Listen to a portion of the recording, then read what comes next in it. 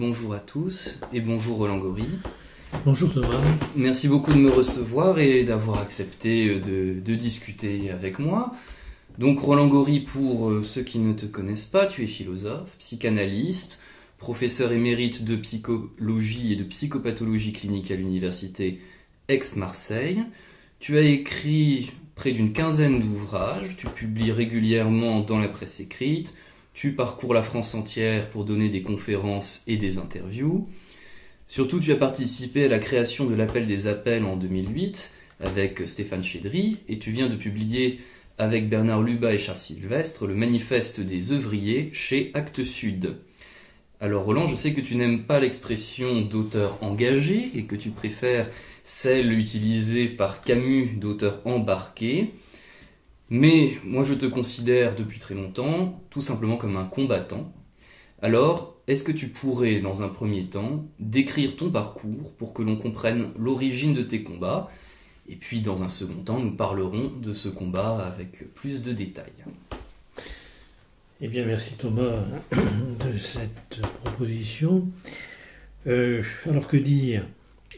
Au départ, après des études secondaires tout à fait classiques, mais orientées du côté des mathématiques, du côté des sciences, et pas du tout du côté de la littérature, on va dire qu'une crise d'adolescence me conduit à laisser de côté cette conception très technique, scientifique et objective du monde, pour peut-être répondre à un appel un peu plus romantique si on poursuit cette opposition philosophique entre les connaissances qui se veulent scientifiques et qui tentent quand même à modéliser l'ensemble des formes de savoir sur le principe des sciences de la nature. On sait que le XIXe siècle a été justement le siècle majeur à cet effet, et puis la connaissance tragique, la connaissance romantique, c'est tout ce qui vient s'opposer à des processus de réification, de chosification, tout ce qui vient finalement heurter les exigences et les critères des différentes révolutions industrielles. Bon, alors je ne le savais pas à l'époque, parce que j'ai passé mon bac, je dois avoir 17 ans, donc je ne pouvais pas savoir à l'époque que j'avais choisi de quitter Mathelem pour aller en philo et passer à toute vitesse un bac philo, bon bref. Et à ce moment-là, toujours dans ce désir un peu d'émancipation, je fais un certain nombre de choses comme des remplacements d'instituteurs, comme des remplacements de profs de collège. À l'époque c'était possible. Il ne faut pas oublier que ma génération fait partie de ces privilégiés qui finalement, avec le bac, pouvaient avoir accès à des postes de cadres et à des fonctions tout à fait reconnues, et être étudiant était déjà un statut social. Alors, sans m'étendre là-dessus, disons qu'après, là encore, je vais me retrouver là où je ne me suis pas cherché, c'est-à-dire que j'aurais bien aimé faire de l'histoire, des lettres modernes, des choses comme ça, et ma mère rêvait que je fasse médecine, bien sûr, et mon père voulait que je fasse une école d'ingénieur, et je me retrouve en psycho. C'est-à-dire, là encore, pas du tout un endroit où je pensais un jour me trouver. C'est d'ailleurs la psychologie expérimentale et la psychologie scientifique qui m'intéressent, pour aller très vite encore, et pas du tout la psychopathologie, pas du tout la psychanalyse, et je suis plutôt tourné, là encore, vers le modèle expérimental d'approche scientifique des comportements. Et d'ailleurs, je monte à Paris recommandé par le patron des neurosciences de l'époque, qui me dit que j'avais des mâchoires de chercheur et qu'il fallait absolument que je fasse des études supérieures, une thèse, une DEA, une thèse en neurosciences. Et là, je dérape, là encore, une fois de plus, et je me retrouve en psychopatho, je fais de la psychopatho. Et j'abandonne définitivement ce rêve et ces illusions liées à la neurophysiologie du comportement. Je me retrouve très jeune dans un hôpital psychiatrique, en poste plein temps. Bon, comme à l'époque, il y avait par exemple 13 postes ouverts et vacants en Corse que je refusais. Donc c'est dire un petit peu qu'aujourd'hui, lorsqu'il y a un demi-poste vacant à l'hôpital, il y a 200 candidatures. Là, il y avait 13 postes vacants en Corse, absolument pas pourvus, ni à Marseille d'ailleurs, où les gens ne venaient pas. Bon, bref, il manquait énormément, pourrait-on dire, de professionnels. Et je me retrouve dans un poste un peu bizarroïde d'ailleurs, d'un hôpital semi-privé, semi-public à Châteauroux, où il y avait donc une possibilité de carrière. Je devais être sur un truc du style poste de pharmacien à 60% de temps, ou d'infirmier supérieur à 80%, je ne sais plus, mais enfin, c'est un truc tout à fait... Les psychologues n'existaient pas, ils n'avaient pas vraiment de statut, et je me retrouve dans une position... Donc, pardon de t'interrompre, mais juste pour qu'on rappelle un petit peu, donc là on est dans les années 70, voilà, c'est ça? Voilà. Alors là, pour faire simple et pour faire vite, moi j'avais 23 ans à cette époque-là, et je reçois des tas de patients auxquels je fais passer des tas d'examens pour leur donner une espèce de bilan psychométrique, de compétences cognitives et de traits de personnalité, qui débouchent rien. Parce que bien évidemment, une fois qu'on a transmis ça, ça fait partie des examens complémentaires, ça fait partie du dossier de synthèse du patient. La synthèse du patient n'étant que la synthèse du morcellement et de la fragmentation qu'il a subi des différentes approches, pour aller vite, entre l'analyse biologique des urines et puis à l'époque les clichés radiologiques du cerveau ou les EG, puisqu'il n'y avait pas encore d'IRM bien sûr. Et ces patients, ils viennent me voir. Ils viennent me voir parce que je les ai reçus dans une posture de sachant quelque chose sur leur désir, pour aller vite. Et donc, ils développent quelque chose de l'ordre du transfert qui m'affole totalement, parce que non seulement je suis tout jeune, mais en plus je suis complètement incapable, incompétent et pas du tout formé à recevoir une demande qui, comme toute demande, est quand même très fortement saturée en affect d'amour et de haine aussi. Et donc, je vais m'inscrire en thèse.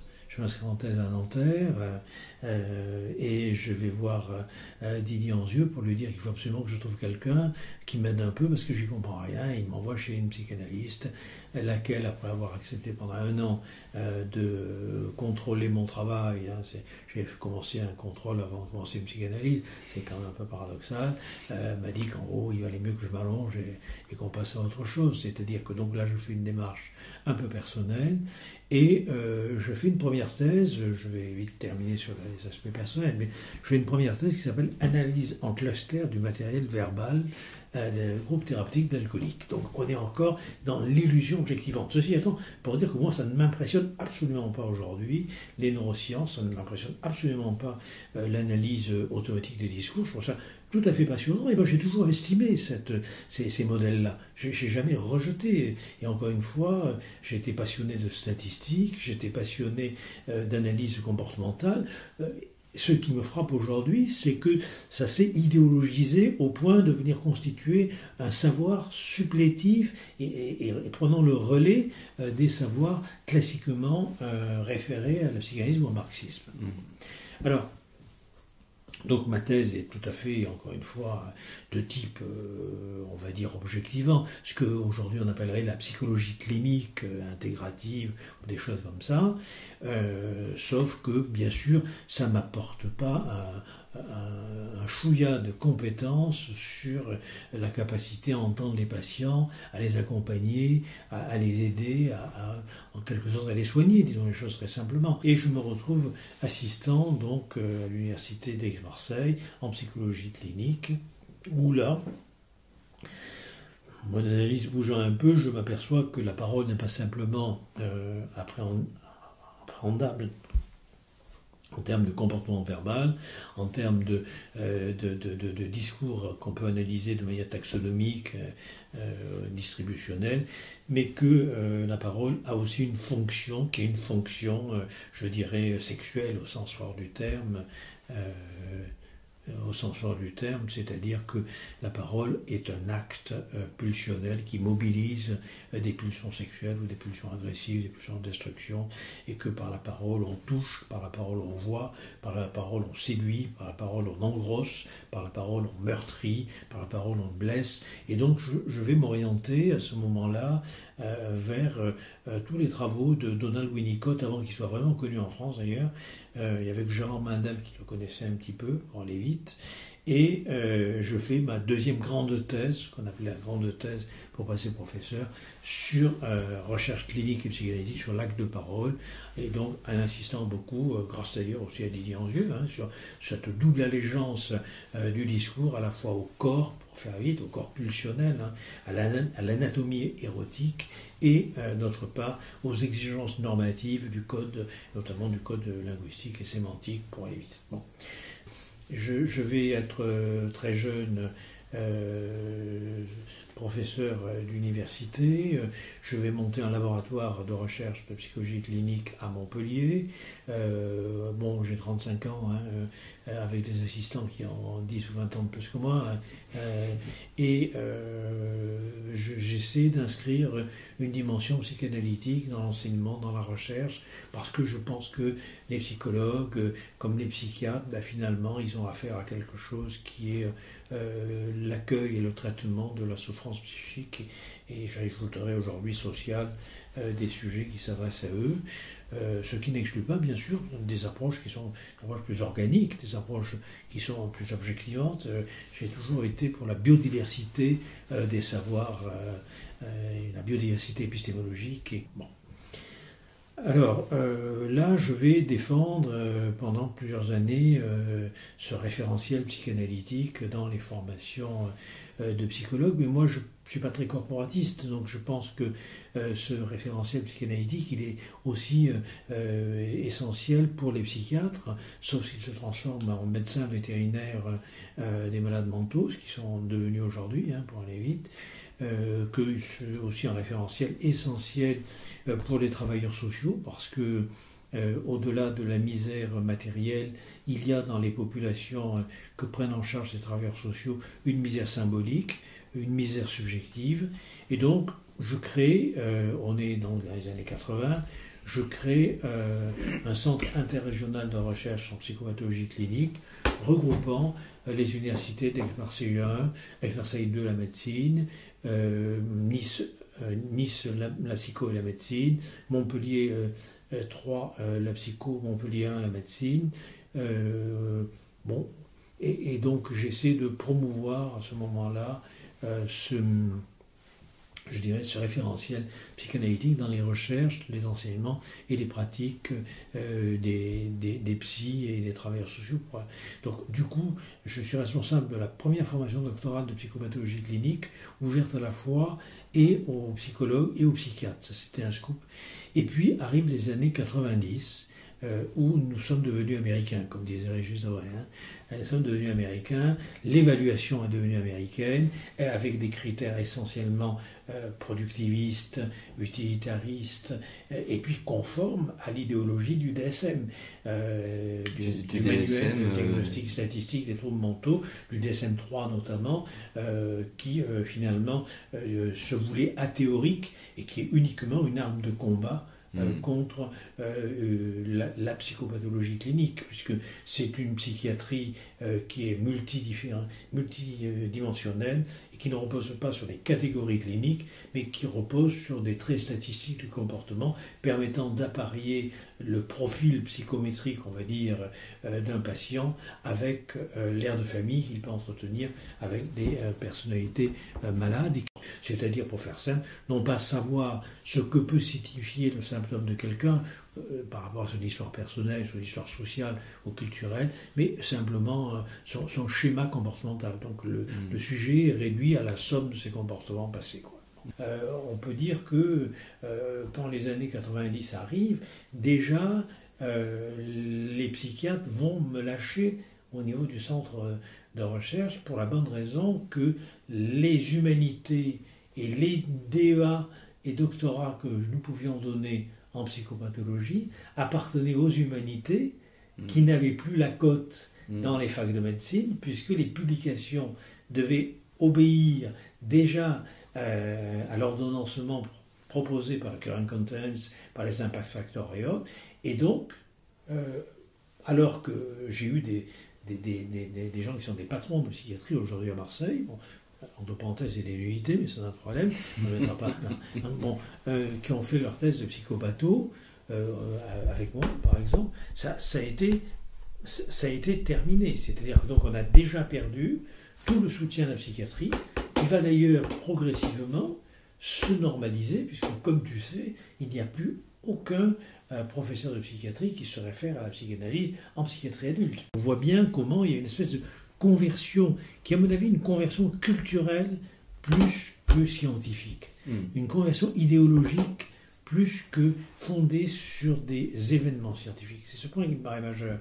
Parce que, comme je le dis très souvent, la psychanalyse a toujours été jugée pour de mauvaises raisons idéologiques. Elle a été promue et propulsée en avant au temps d'un capitalisme industriel qui faisait, qui faisait alliance avec une conception du modèle psychologique conçu comme étant l'homme est responsable de lui-même, il doit être un entrepreneur de lui-même, et donc il est responsable de ce qui lui arrive. Bon, la psychanalyse, ça marchait tout à fait là. Mais après, je dirais que le néolibéralisme a eu mieux que l'homo psychologicus, et s'est tourné vers une espèce d'homme neuroéconomique, comme nous disions avec Marie-Josée Delvolgo dans notre livre « Exilé de l'intime et dans la santé totalitaire ». Donc, pour faire vite et pour faire simple, j'ai vu arriver cette bande d'experts, dont je dirais très franchement, ça tu peux même l'écrire, que ce qui me frappait, c'était la médiocrité de leur qualité intellectuelle, voire de leur production scientifique. Et ils obéissaient parfaitement aux critères formels qu'ils tentaient de nous imposer, qui étaient parfaitement compliants avec les exigences des revues dites internationales, ce qui veut dire états-uniennes, mais qui, dans le fond, franchement, ne me faisaient pas penser. Et ça, c'est un point qui pour moi est très important. Et j'ai découvert depuis que dans de nombreux domaines, les articles scientifiques ne sont pas là pour être lus, mais ils sont là pour être publiés.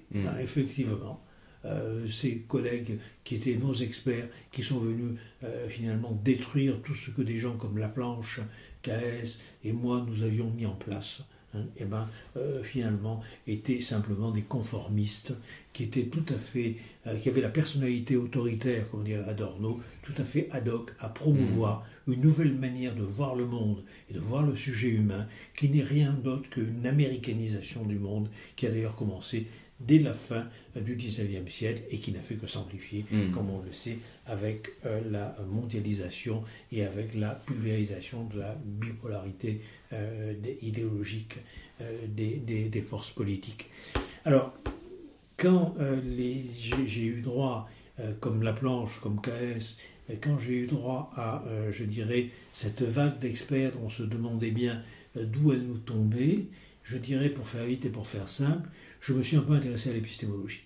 Alors, comme c'est l'époque aussi où j'ai rencontré Marie-Josée Delvolgo, qui est devenue ma femme, on a fait un peu d'épistémologie, puisqu'elle a une formation médicale, elle a une thèse en neurosciences, et elle est venue faire de la psychopatho, parce que justement il manquait quelque chose dans sa formation de médecin, dans sa formation de neuroscientifique, et qu'elle cherchait du côté de la psychopatho, ce qui me paraît intéressant, puisque c'est à partir de ce reste que se constitue une œuvre, justement.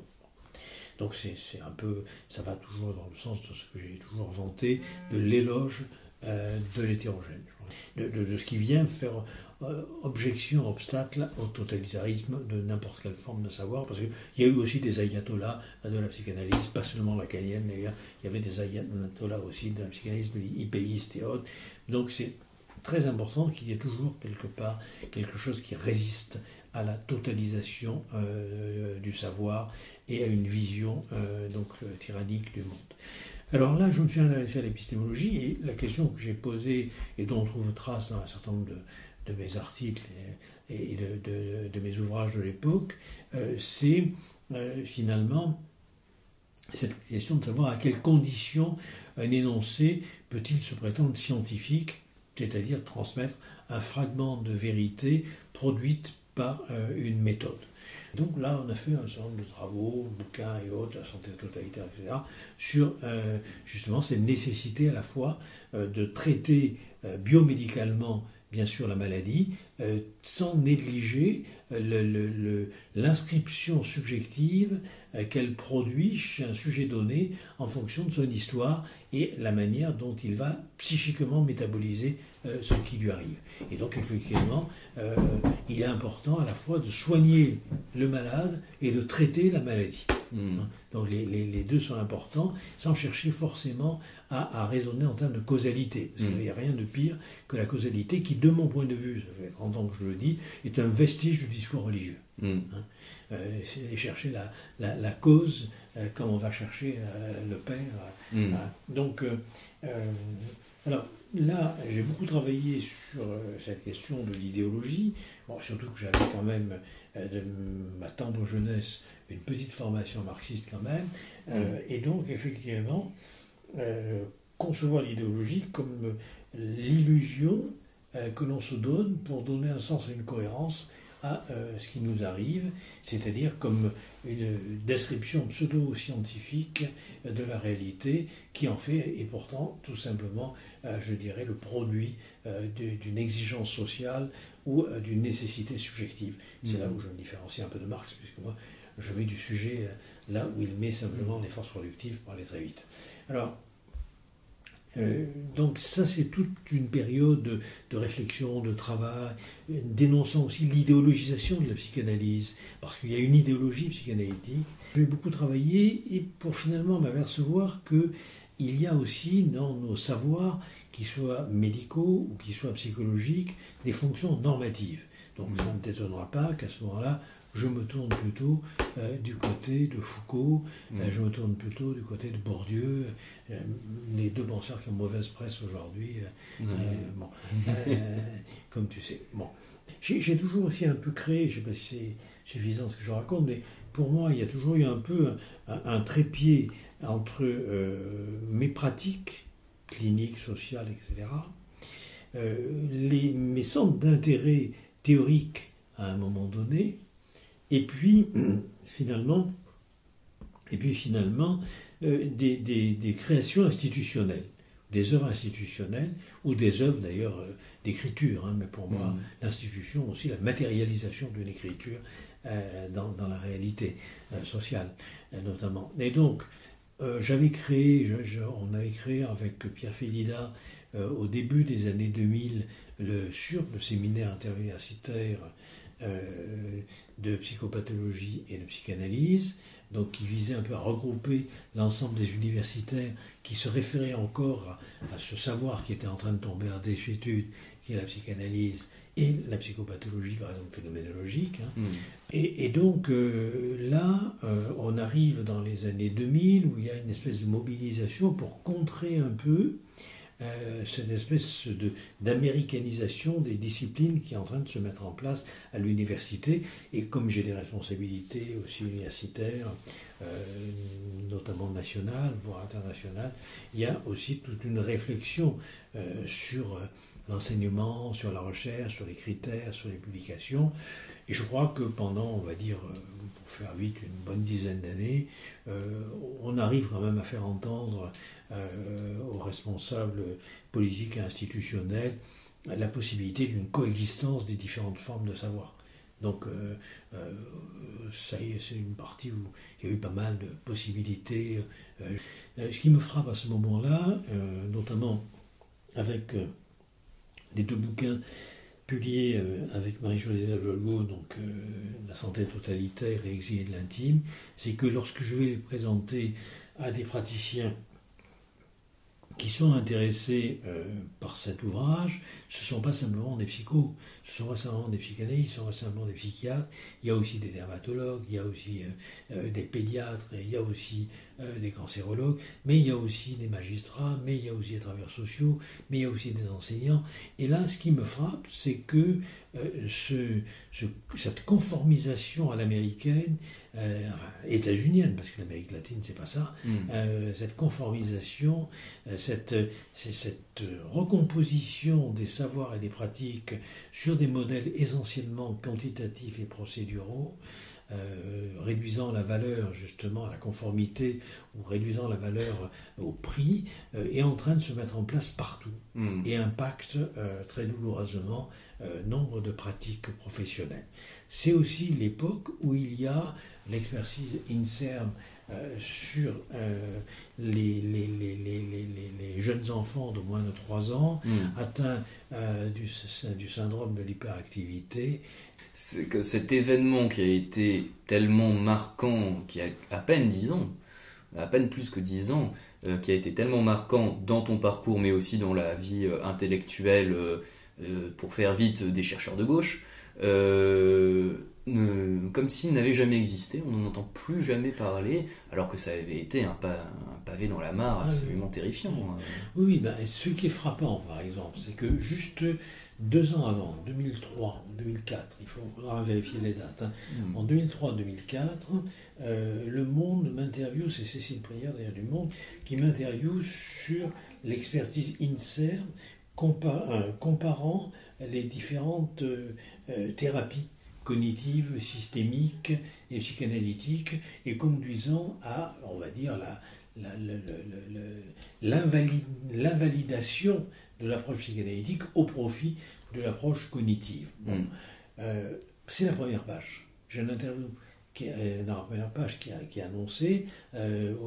Cécile Prière me demande « Qu'est-ce qui vous inspire cette recherche ?» Je lui ai répondu « Dégoût » et première page, on renvoie à un texte d'une interview qu'elle a pu faire avec moi, où j'ai dit que méthodologiquement, ça ne tenait pas la route, parce que de toute façon, là encore, ils n'ont fait que s'auto-valider, que s'auto-légitimer, en montrant finalement la cohérence qu'il y avait avec des revues de style très formaliste et très comportementaliste, et puis des pratiques thérapeutiques TCC. C'est-à-dire qu'en gros, ce que montrent tous, et ça, il faudrait vraiment, d'ailleurs qu'il y ait une recherche là-dessus, c'est en quelque sorte l'intervalidation, non pas des approches, mais l'intervalidation des impensés cognitifs et idéologiques des savoirs et des pratiques.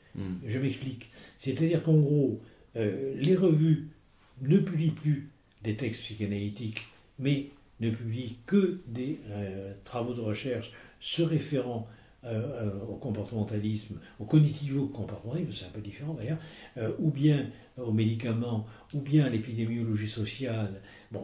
Et donc, ces revues s'appuient également sur la promotion idéologique et commerciale du DSM-3 et du DSM-4, à l'époque c'était le DSM-3, donc il faut se référer au DSM-3 pour être publié par ces revues. Donc il y a une espèce d'intervalidation de ces trucs, de ces approches. Et ensuite il y a une approche INSERM qui, bien entendu, par des méta-analyses, ne va se référer qu'à la littérature scientifique, c'est-à-dire à celle qui se réfère au DSM et à l'approche cognitive ou pharmacologique. Donc en gros, ce que toutes ces validations montrent, ce sont des réseaux d'alliances idéologiques ou d'alliances sociales et institutionnelles. Et on fait comme si cet accord interjuge, qui est d'ailleurs interne à cette approche-là, on y reviendra, cet accord interjuge valait pour vérité scientifique. Et c'est la plus grosse escroquerie du siècle qui permet d'américaniser les manières de penser. Et qui en fait se retrouve dans plein d'autres champs. C'est ce que tu disais juste avant. Hein. Ça s'est retrouvé dans beaucoup d'autres champs du social, du travail. Et c'est pas par hasard si effectivement le mouvement Pas de zéro de conduite est parti de pédiatres de PMI. Alors ensuite, c'était Pierre Suesseur, Christine Belascaban, etc., Marie-Laure Cadar et autres, même si ensuite il y a des psys comme Claude Chauder, ou comme Sylviane Jampinot, ou moi, etc., ou Pierre Delon, qui se sont accroché au mouvement, il est parti de pédiatre, qui trouvait scandaleux de stigmatiser les enfants au point de considérer que à moins de 3 ans, parce que la cible c'était 2 ans, leur trouble du comportement était anticipateur des troubles à l'adolescence, des troubles de délinquance. Alors, à l'époque, on disait que c'était Sarkozy, puisque Sarkozy avait déclaré dans le journal des dernières nouvelles d'Alsace, il faudra s'appuyer sur l'expertise INSERM pour établir la loi de prévention de la délinquance. Donc, effectivement, et il y a eu là... Excuse-moi, je veux juste qu'on insiste sur ce point pour que ce soit très clair pour tout le monde, pas que ce soit trop effacé dans le flot de notre conversation, que l'idée de cette expertise INSERM, c'était de dire qu'on pouvait dépister les comportements délinquants chez des enfants de moins de 3 ans. Oui, moins de 3 ans, les troubles de conduite des enfants de moins de 3 ans, et la cible majeure qui s'appuyait notamment sur les recherches d'un psychologue canadien, Tremblay, il s'appelait Tremblay, qui avait fait la violence de l'agneau, un film, et qui avait réussi un temps au Canada à imposer un peu sa manière de penser, laquelle est d'ailleurs remise en question, mais comme d'autres choses, comme la méthode ABA, par exemple, qui est pour l'autisme, il y a eu comme ça toute une exportation d'Amérique du Nord vers l'Europe, au moment même où, en Amérique du Nord, certaines voix étaient discordantes par rapport à cette idéologie dominante, quoi. Là, l'idée quand même qui était énorme, c'est qu'on pouvait considérer que les comportements violents ou agités des enfants de 2 ans étaient en quelque sorte presque pathognomoniques d'un devenir délinquant à l'adolescence. Donc là, vraiment, sur un plan à la fois épistémologique, sur un plan social, politique et psychologique, ça veut dire que l'avenir ne peut être rien d'autre que le reflet du passé. On en revient au problème de la causalité dont tu parlais à l'instant. On en revient au problème de la causalité et on en revient politiquement et socialement à la mise en cause de ce qu'avait pu constituer l'excuse de minorité après la guerre, qui était de considérer que, après tout ce qui s'était passé de massacres humains, on pouvait considérer que ce qui restait de jeunesse, même de jeunesse dévoyée, même de jeunesse sans étoiles, pour reprendre le titre d'un livre d'Eschorn qui à l'époque avait été important, il fallait cette jeunesse inadaptée, c'est l'époque institutionnellement de la création des services de jeunesse inadaptée, il fallait la soigner, il fallait la rééduquer, il fallait l'accompagner, mais elle n'était pas foutue. Alors que là, d'entrée, on peut dire que on est dans la fatalité sociale et la fatalité subjective qui fait qu'on a tout intérêt à renoncer, à les transformer, même si on doit les coacher, même si on doit les gérer, parce que le néolibéralisme encadre les comportements et ne les laisse pas, bien sûr, en plan, mais sans possibilité de les modifier. Ne croit pas à une modification interne. Là, on est, je l'ai souvent dit, en opposition avec, par exemple, avec l'humanisme d'un Jaurès. Quand Jaurès dit, par exemple, qu'est-ce que l'humanité ? L'humanité, c'est pas une transcendance, l'humanité, c'est pas un individu, l'humanité, c'est la part qui existe en chacun de nous et qui fait refuser la fatalité biologique et économique.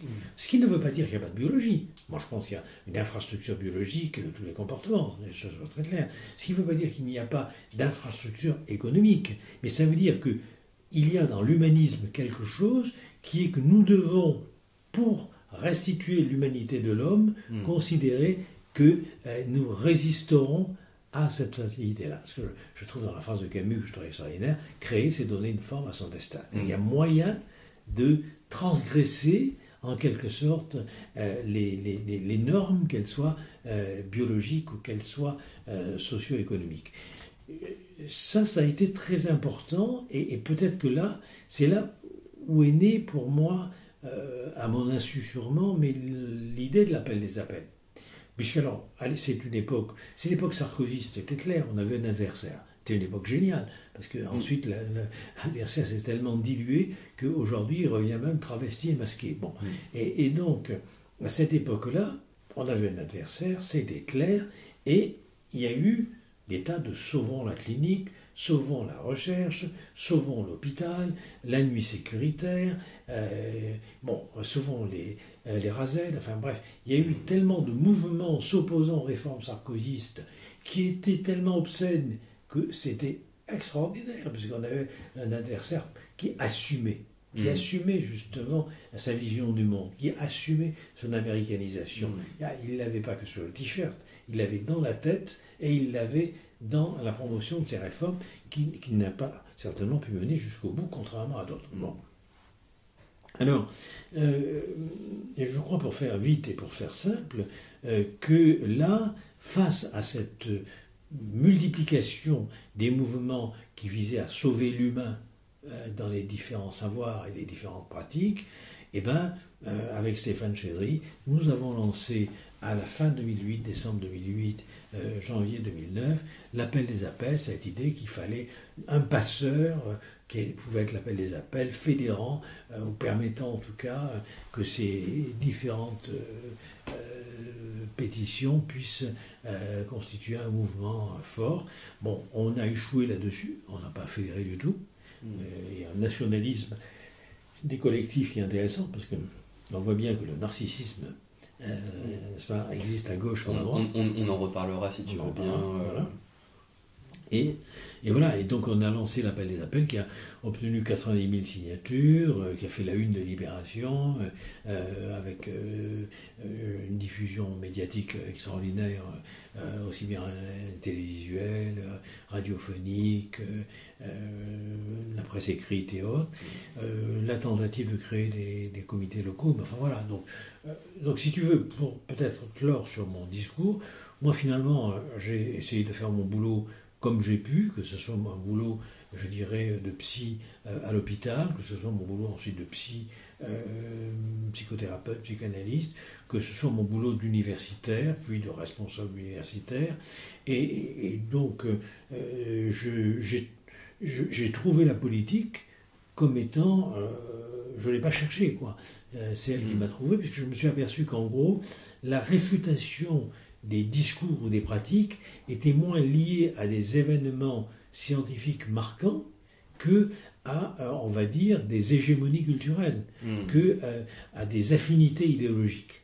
Et donc, j'ai fait partie d'une génération où la psychanalyse était portée au pinacle, où les neurosciences étaient méprisées, où le comportementalisme était méprisé, et pour de mauvaises raisons.